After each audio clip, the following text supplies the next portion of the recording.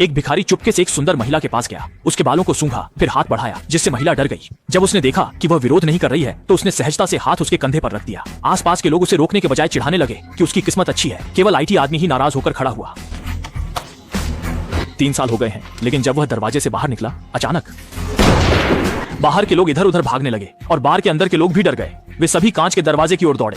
बाहर की लाश देखकर वे डर गए। ये मान नहीं पा रहे थे कि एक जीवित व्यक्ति ऐसे गायब हो गया। और भी अजीब बात यह थी कि एक पल में सड़क अचानक पूरी तरह शांत हो गई। बिजली की अत्यधिक तेज चमक। वे पुलिस को फोन करना चाहते थे पर सिग्नल नहीं था। उन्होंने देखा कि आदमी तड़प रहा है, खून बह चुका है। अगर जल्दी मदद नहीं मिली तो वह खत्म हो जाएगा। सफाई कर्मी ने यह देखा और सबकी परवाह किए बिना बाहर भाग गया। जैसे ही उसने IT व्यक्ति का सिर उठाया स्थिति देखने के लिए, अचानक धमाके की आवाज आई और उसे भी गोली लग गई। सब डर के मारे कांप उठे और छुपने की जगह ढूंढने लगे, इस डर से कि कहीं वे अगला निशाना न बन जाए। लोगों को शक था कि बाहर गोली चलाने वाला या तो पागल है या आतंकवादी, वरना सबके सामने कैसे किसी को मार सकता है। लेकिन अब किसी के फोन में नेटवर्क नहीं है, न पुलिस को बुला सकते हैं न एम्बुलेंस। उन्होंने टीवी चालू किया, ये देखने के लिए कि कहीं गोलीबारी की खबर तो नहीं है। लेकिन वृद्धा ने कई चैनल बदल दिए, सब जगह सिर्फ गाना बजाना हो रहा था। किसी मीडिया ने इस शहर के बीचों बीच हुई गोलीबारी की घटना नहीं दिखाई। इससे भी भयानक बात यह थी कि वृद्धा ने देखा कि दरवाजे के बाहर गिरी हुई 2 लाशें गायब हो गई थीं। यहाँ तक कि जमीन पर खून के निशान भी साफ कर दिए गए थे। सबका दिल घबरा गया और बोले कि आज यहाँ नहीं आना चाहिए था। मालिक इनको ये पसंद नहीं आया। उन्होंने कहा कि जब काम नहीं होता तो आप लोग यहाँ आकर शराब पीते हैं, बातें करते हैं और अब नापसंदगी दिखा रहे हैं। अगर पसंद नहीं है तो जा सकते हैं। उनकी बात से कोई कुछ कहने की हिम्मत नहीं कर पाया। बारटेंडर की सोच थोड़ी अलग थी। उसे लगा कि यह मजाक का कार्यक्रम है या शायद एलियंस ने हमला कर दिया है या वे सपनों की दुनिया में हैं। मालिकिन ने उसे रोका और चेतावनी दी कि डराने वाली बातें न कहे। इन बेबुनियाद कल्पनाओं को रोकने के लिए रिटायर्ड पुलिस अधिकारी ने घटना का विश्लेषण शुरू किया। पहले यह देखना था कि हत्या पूर्व नियोजित थी या आकस्मिक। मारे गए 2 लोग एक सफाई कर्मी और एक IT व्यक्ति थे। उनके पेशे से कोई संबंध नहीं था, लेकिन समानता ये थी कि वे दोनों बार से बाहर निकले थे। सूट वाला आदमी कहता है शायद हत्यारा किसी और को मारना चाहता था और यह व्यक्ति इसी बार में छिपा है। ये सुनते ही कुछ लोग अस्थिर हो गए। वे आपस में अनुमान लगाने लगे कि कौन परेशानी का कारण है। यहाँ तक कि उन्हें शक हुआ कि यहाँ कोई आतंकवादी है। इस पर बात करते हुए दाढ़ी वाला आदमी थोड़ा घबराया हुआ लग रहा था और उसने चुपके से अपना बैग छिपा लिया। लेकिन यह हरकत उलटी साबित हुई। सूट वाला आदमी इसे देख आगे बढ़ा और पूछा कि क्या बैग में बम है। फिर उसकी जद्दोजहद की परवाह किए बिना पुलिस वाले बूढ़े के साथ मिलकर दाढ़ी वाले को काबू में कर लिया। बारटेंडर ने मौके का फायदा उठाकर बैग पकड़ लिया, लेकिन वह भी डर के मारे केवल इशारा कर रहा था, कहीं गलती से बैग में बम न फट जाए। मालिकिन ने बैग देखा, उसमें बस कपड़े और एक हार्ड ड्राइव थी। क्या यह आदमी आतंकवादी नहीं बल्कि जासूस है? दाढ़ी वाले ने सफाई दी कि इसमें कंपनी के डिजाइन और उसके निजी वीडियो हैं। दामिनी अब सहन नहीं कर सकी, दौड़कर गई और हार्ड ड्राइव को पैरों तले कुचल दिया। अभी अभी इस आदमी ने उसका फायदा उठाने की कोशिश की थी। भले ही वो जासूस न हो, लेकिन अच्छा आदमी नहीं है। दाढ़ी वाला भावुक हो गया। उसने कहा कि उसे क्यों कहा जा रहा है कि उसने बम लाया है? क्या बैग लाने वाले सब संदिग्ध हैं? फिर बार के ऊपर रखे ब्रीफकेस की जांच क्यों नहीं हो रही? क्या ये दुश्मनी का नतीजा है? वह बैग सूट वाले आदमी का था। शक के बीच उसकी आंखों में कठोरता आ गई और उसने आगे बढ़ते हुए कर्मचारी को घूंसा मारकर गिरा दिया। पुराना टकराव। स्थिति संभालने के लिए बंदूक निकालनी पड़ी। हाँ, रिटायर्ड पुलिस वाले के पास बंदूक कैसे है? आज बार में लोग अजीब थे। मालिकन ने देखा तो बॉक्स अपनी बाहों में ले लिया। वह वहाँ किसी पर भरोसा नहीं कर रही थी। तभी अचानक एक भिखारी पागल हो गया। एक छलांग में बॉक्स छीन लिया और कांच के दरवाजे के सामने बैठ गया। मालिकन ने उसे समझाने की कोशिश की, लेकिन उसने बॉक्स तोड़ने की धमकी दी, जिससे सब डर गए। भिखारी अपनी धुन में गुनगुनाता रहा। लोगों को देखते हुए उसने बक्सा खोला और पाया कि अंदर महिलाओं के अंतर्वस्त्र थे। तभी समझ आया कि सूट वाला आदमी सबको क्यों रोक रहा था। तभी बाथरूम से आवाज आई और याद आया कि एक मोटा आदमी बाथरूम गया था जो अब तक बाहर नहीं आया। मालिकन ने दरवाजे का हैंडल घुमाया, लेकिन वह अंदर से बंद था। कर्मचारी ने कुछ करने की कोशिश की, लेकिन पता नहीं क्या।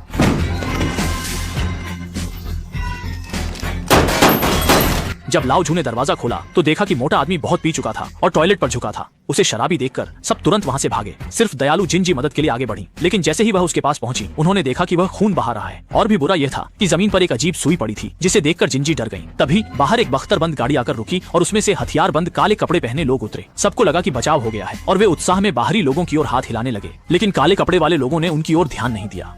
इसके बजाय उन्होंने टायरों का ढेर रखा और उन्हें जला दिया। जल्द ही हवा में जलने की गंध फैल गई और बाहर का इलाका काले धुएं से ढक गया। फंसे लोग यह देखकर स्तब्ध थे। जब वे स्थिति समझने की कोशिश कर रहे थे, तभी किमजी ने देखा कि टीवी पर इस सड़क का दृश्य दिखाया जा रहा है, लेकिन उसमें बस कहा गया कि मैड्रिड के केंद्र में आग लग गई है और क्षेत्र को अलग थलग कर दिया गया है। हाल की गोलीबारी का कोई जिक्र नहीं था। सभी ने समझ लिया कि अधिकारी इस घटना को छिपा रहे हैं। क्या कोई गुप्त रहस्य है या कोई प्रयोग हो रहा है? जब वे इस पर विचार कर रहे थे, वे समझ नहीं पाए कि इससे भी अजीब घटना होने वाली है।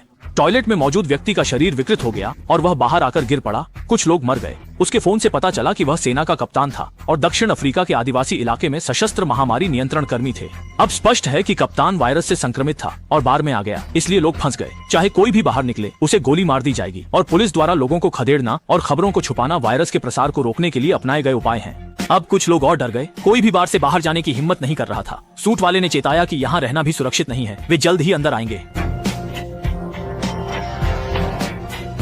इस समय दाढ़ी वाले ने देखा कि कप्तान के फोन में सिग्नल है। सेवानिवृत्त पुलिस अधिकारी ने पुराने सहयोगियों से संपर्क करने की कोशिश की, लेकिन मालिकिन ने जोर से रोका। चूंकि कप्तान संक्रामक बीमारी से मरे थे, इसलिए जो लोग शव को छू रहे थे वे सभी संक्रमित हो सकते थे। बूढ़ा, सूट वाला आदमी और मालिकिन ये तीनों एक गुट में खड़े हो गए और दूसरों को डराने लगे कि वे पास न आए। बूढ़े ने अपनी पिस्तौल निकाल ली और उन्हें मजबूर किया कि वे शव को लेकर तहखाने में बंद हो जाएं।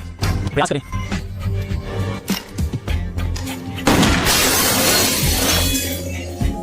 सभी के पास कोई विकल्प नहीं था, इसलिए उन्होंने मजबूरी में शव को अंदर खींच लिया। जिंजी ने आखिरी पल में नफरत भरी नजर डाली। ये जगह अंधेरी और नम थी, हवा का कोई रास्ता नहीं था और बुजुर्ग महिला डर और घबराहट में सांस लेने में कठिनाई महसूस कर रही थी। वह लगातार गुप्त दरवाजा खटखटाती रही, मालिकिन से बाहर जाने की विनती करती रही, लेकिन गलती से एक पूरी पेटी बियर टूटकर बिखर गई। इस दौरान दाढ़ी वाले ने देखा कि जमीन पर पानी नहीं था, लेकिन जैसे ही उसने कार्डबोर्ड हटाया बदबूदार गंध तुरंत फैल गई। भिखारी को इससे कोई परहेज नहीं था। ढक्कन हटाया और नीचे देखा, तब समझ आया।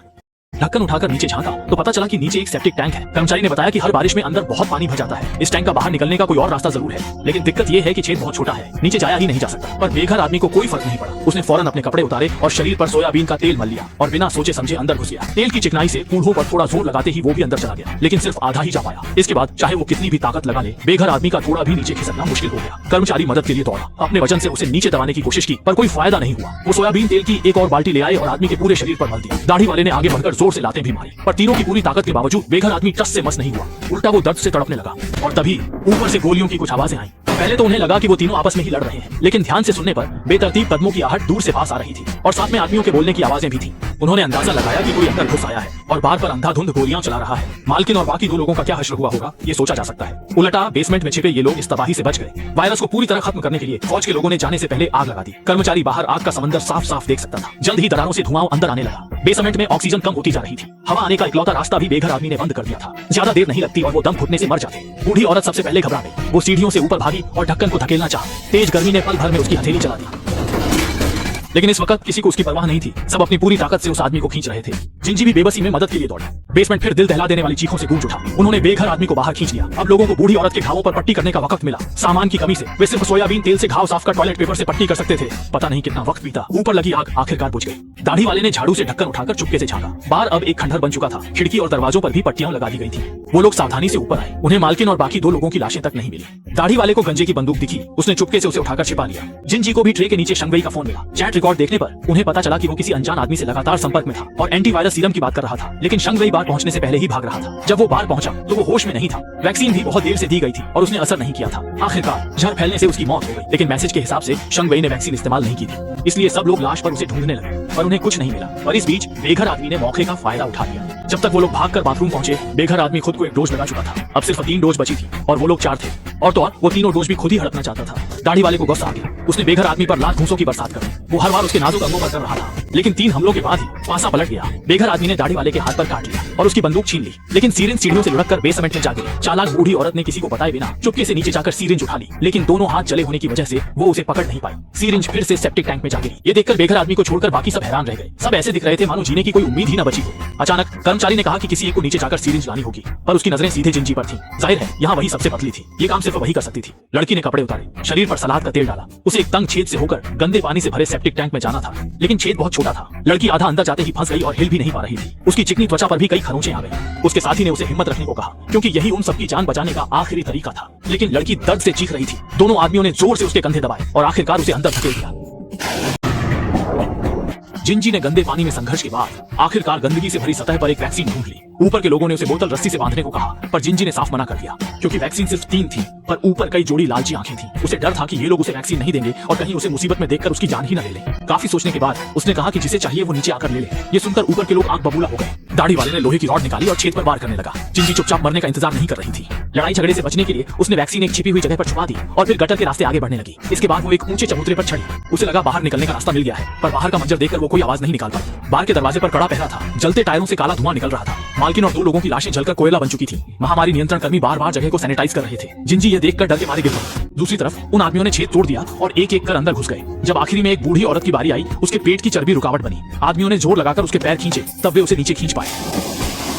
जिंजी तब तक वापस आ गई और बूढ़ी औरत को किनारे चढ़ने में मदद की। उसी वक्त दाढ़ी वाला अचानक हमला कर देता है और बेघर आदमी को पानी में खींच लेता है। दोनों की हाथापाई में फिर बेघर आदमी अपने दुश्मन पर भारी पड़ता है। वे लगातार बंदूक छीनने की कोशिश करते हैं, पानी की सतह से लेकर अंदर तक। किनारे पर खड़े लोग कुछ समझ नहीं पा रहे थे कि तभी अचानक गोली चलने की आवाज ने सबको डरा दिया। जल्द ही दाढ़ी वाला पानी की सतह पर आ गया। वह सफाई देने लगा कि वह सिर्फ बंदूक वापस लेना चाहता था, क्योंकि वह बेघर आदमी हमेशा अजीब हरकतें करता है और ऐसे आदमी के पास बंदूक होना अच्छा नहीं है। ये देखकर कि लोग यकीन नहीं कर रहे, दाढ़ी वाले ने सफाई बंद कर दी और सीधे जिंजी को वैक्सीन निकालने की धमकी दी। जिंजी जाहिर है राजी नहीं हुई, क्योंकि 3 वैक्सीन बांटने के लिए काफी नहीं थी। इनकी फितरत ऐसी थी कि थोड़ी देर में वो एक दूसरे को मारने पर उतर आते। दाढ़ी वाला गुस्से से तिलमिला उठा। उसने क्लर्क को पकड़ा और उसके सिर पर बंदूक रखकर जिंजी को फिर से धमकाया, अगर मैं झड़ से मर गया तो मरने से पहले तुम सबको भी मार डालूंगा। तो तुम लोगों को वैक्सीन लग भी गई तो क्या? आखिर में तुम्हें मेरे साथ ही मरना होगा। दाढ़ी वाले के दबाव में आकर जिंजी उन्हें वैक्सीन लाने के लिए ले जाने को मान गई, लेकिन गटर में बहुत अंधेरा था। वो इधर उधर घूमते रहे और धीरे धीरे जिंजी भी रास्ता भटक गई। जैसे ही वे अंधेरे में आगे बढ़े, बूढ़ी औरत ने अचानक क्लर्क को पानी में धकेल दिया। उसे डर था कि उसे वैक्सीन नहीं मिलेगी, इसलिए उसने क्लर्क पर हाथ साफ कर दिया। वह एक तरफ बचाओ बचाओ चिल्लाने का नाटक कर रही थी और दूसरी तरफ क्लर्क का सिर पानी में दबाई थी। ये समझने के लिए दाढ़ी वाले ने गोली चला दी और तब उसे सच्चाई दिखी।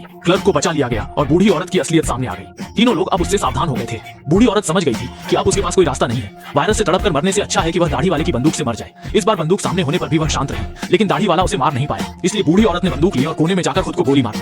गोली की आवाज के बाद तीनों लोग अपने अपराध बोध और दर्द को बर्दाश्त नहीं कर पाए और रोने लगे। जिंजी के पीछे पीछे चलकर उन्हें आखिरकार वैक्सीन मिल गई, लेकिन तभी पीछे से सिक्का उछालने की आवाज आई। तीनों उस जगह पहुंचे जहां बूढ़ी औरत ने खुदकुशी की थी। देखा कि उसकी लाश को किसी ने हिलाया है। एक डरावना एहसास उनके दिलों में दौड़ गया। इससे पहले कि वे समझ पाते, एक परछाई पीछे दिखी और उसने डंडे से क्लर्क के सिर पर मार दिया। अब उसके बचने की उम्मीद नहीं थी।